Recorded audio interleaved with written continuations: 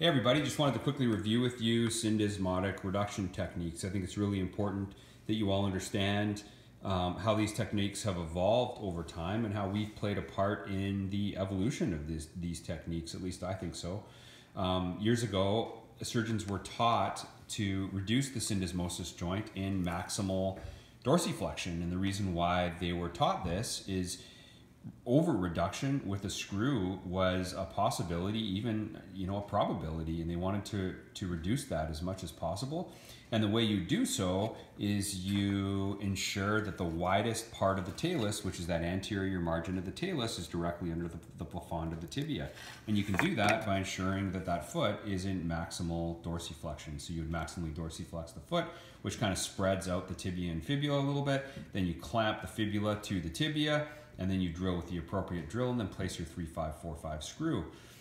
You're not going to over reduce that joint when you're in this position because the tibia and fibula are slightly splayed apart because of that wide talus at the anterior margin. No longer a need to do that, and this technique, you'll notice that a lot of your surgeons, when you bring this up, that's the way they were taught. No longer need to do that because of the micromotion inherent in the tightrope construct. So now you need to be recommending to your surgeons that they are reducing this joint in resting plantar flexion. So the patient's going to be laying supine, of course, and the foot is just going to be hanging in neutral, right? So it's going to be at 10 to 15 degrees of plantar flexion, maybe a very slight amount of inversion. They're going to apply thumb pressure to the lateral margin of the fibula. A clamp is absolutely not necessary. In fact, I would recommend against it. You still may have some surgeons that like using a clamp, but it is not necessary. And you're going to place your tightrope 1.5 centimeters above the level of the plafond, and then tighten as necessary. The nice thing about this is it's truly anatomic.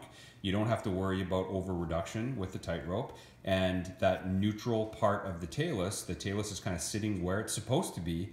You can get a really nice anatomic reduction of that syndesmotic joint without the worry of over constraining that joint or malreducing that joint. We know those malreduction rates are really, really high. And don't forget your measurements. Make sure that you guys are ninjas in the OR with your tib-fib overlap, with your posterior mal, and your medial clear space. Make sure that you understand what all those mean on x-ray, and you'll really be able to help your surgeons ensure that they get an anatomic reduction every time with Tightrope XP. Thanks.